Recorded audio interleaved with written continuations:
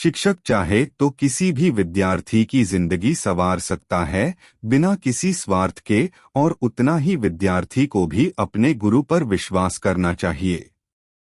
एक विद्यालय में उन्नति नाम की एक लड़की थी। पढ़ाई में होशियार थी, दिमाग इतनी तेज था कि तुरंत हर सवाल का जवाब देती थी, लेकिन उसके घर की हालत इतनी अच्छी नहीं थी। उसके माता पिता मजदूरी करते थे। उन्नति अपने घर की हालत और अपने माता पिता के संघर्षों को अच्छे से महसूस करती थी। छोटी लड़की और उसके बड़े बड़े सपने। उन्नति बड़ी होकर कलेक्टर बनना चाहती थी ताकि वह अपने माता पिता, स्कूल और गांव का नाम ऊंचा कर सके।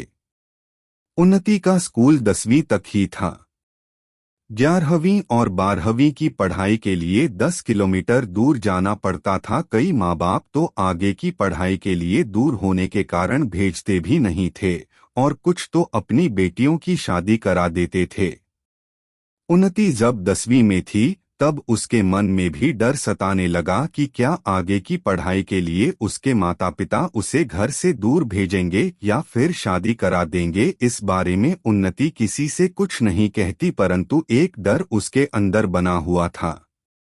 उन्नति के स्कूल में एक टीचर थे जिनका नाम नितेश कुमार था। नितेश को मालूम था कि गरीबी क्या होती है। वह अपने स्कूल के बच्चों का हमेशा हौसला बढ़ाते थे और बच्चे उनकी हर बात मानते थे।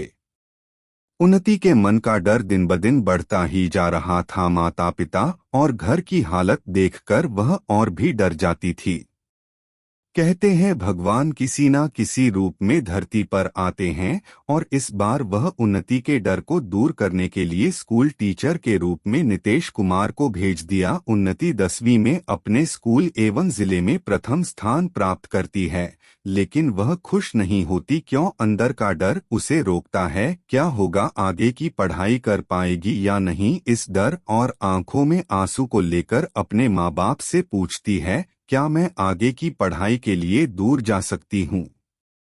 उन्नति के पिता कहते हैं, देख बेटी, जब तक स्कूल गांव में था तब तक ठीक था, लेकिन अब तुमको हम दूर नहीं भेज सकते। अब तुम बड़ी हो गई हो, कहीं कोई ऊंच नीच हो गया तो तेरे साथ शादी कौन करेगा, और हम इस गांव में किसी को मुंह नहीं दिखा पाएंगे।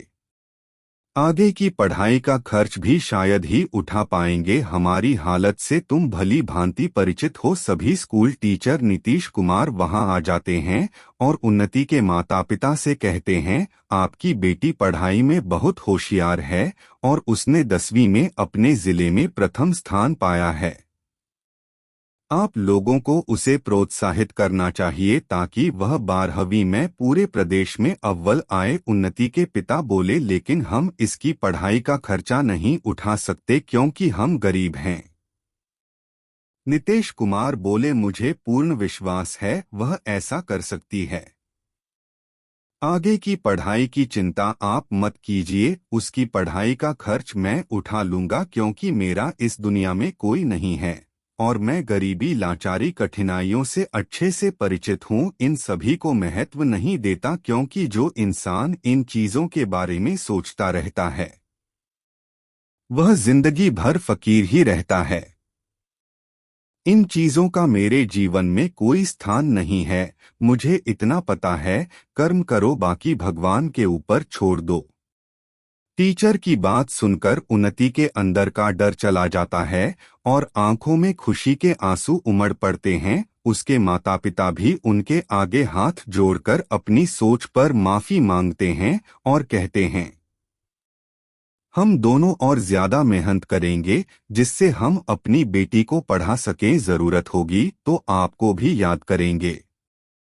उन्नति ने बाहर आओ में की पढ़ाई शुरू कर दी। देखते ही देखते 12वीं में पूरे प्रदेश में प्रथम स्थान प्राप्त किया कि प्रदेश सरकार उन्नति की आगे की पढ़ाई का खर्च उठाने की घोषणा करती है। उन्नति पीछे मुड़कर नहीं देखती और बहुत मेहनत करती जाती है। कुछ सालों बाद उन्नति कलेक्टर बन जाती है। इन्हीं सालों में उसके टीचर का कहीं ट्रांसफर हो जाता है। अब वह उसके गांव में नहीं पढ़ाते, लेकिन टीचर की सीख को वह हमेशा याद करती रहती है और सोचती है, आज जो कुछ भी बनी है उन्हीं की प्रेरणा के कारण बनी है। यदि वह उस दिन उसके माता पिता को नहीं समझाते तो आज वह इस मुकाम पर नहीं पहुंच पाती। उन्नति अपने टीचर को हमेशा याद करती है और सोचती है कि वह उसे किसी दिन मिल जाए। एक दिन जब वहां दौरे पर निकलती है, वह एक गांव में जाती है और वहां स्कूल के सामने रुक जाती है। तभी अचानक उसके कानों में बरसों पुरानी आवाज सुनाई देती है।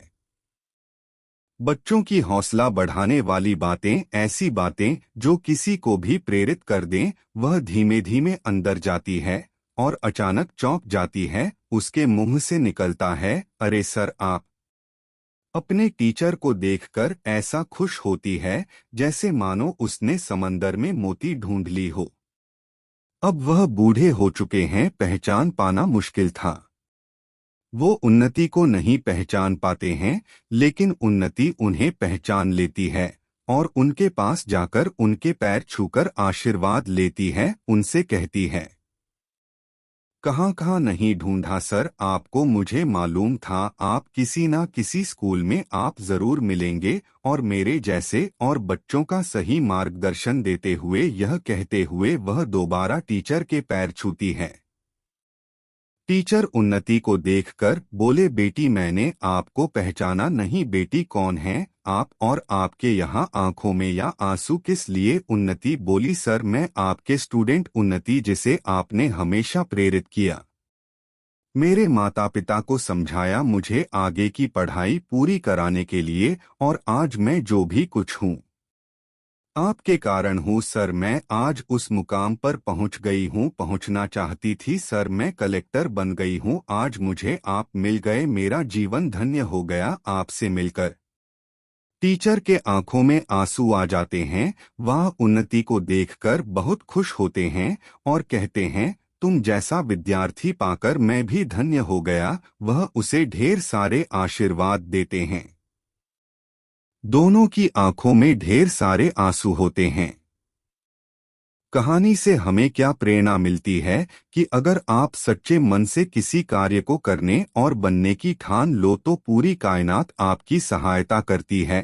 यहाँ एक बात और सीखने को मिलती है, यदि कोई टीचर चाह ले कि वह अपने विद्यार्थी को मंजिल तक पहुँचाना चाहता है तो उसे कोई नहीं रोक सकता। एक टीचर चाहे तो पूरा देश बदल सकता है।